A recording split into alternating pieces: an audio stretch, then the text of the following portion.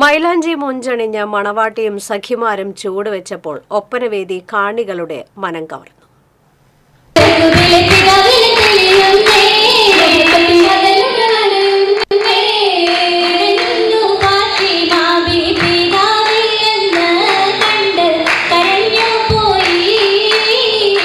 പാട്ടും കൈത്താളവും കോർത്തിണക്കി Bethany saint John സ്കൂളിലെ 7ാം വേദിയിൽ അരങ്ങേറിയ ഹയർ സെക്കൻഡറി വിഭാഗം ഒപ്പന മത്സരമാണ് അഴകിന്റെ കാഴ്ചയായത്.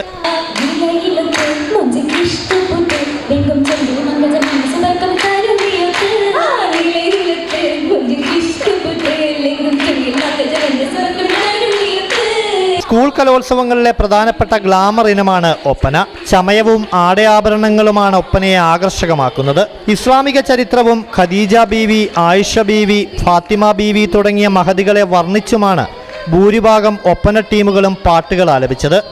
മാപ്പിളപ്പാട്ടിന്റെ ഇശലുകൾക്കൊപ്പം കൈകൊട്ടി ചുവട് വെച്ച് മണവാട്ടിയും സഖിമാരും വേദിയിലെത്തുന്ന കാഴ്ച ആസ്വാദകരുടെ മനം കവർന്നു. മലബാർ ശൈലിയിൽ അരങ്ങേറിയ ഒപ്പനകളിലെ വഴിനീളവും ചായലും മുറുക്കവും ഇടമുറുക്കവുമെല്ലാം ഓരോ ടീമും മനോഹരമായാണ് അവതരിപ്പിച്ചത്.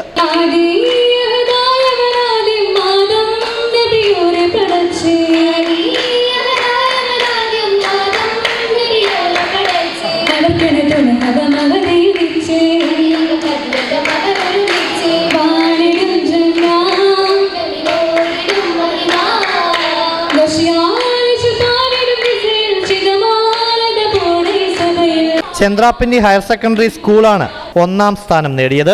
തുടർച്ചയായി 2ാം തവണയാണ് ഇവർ സംസ്ഥാന തലത്തിലേക്ക് യോഗ്യത നേടുന്നത്.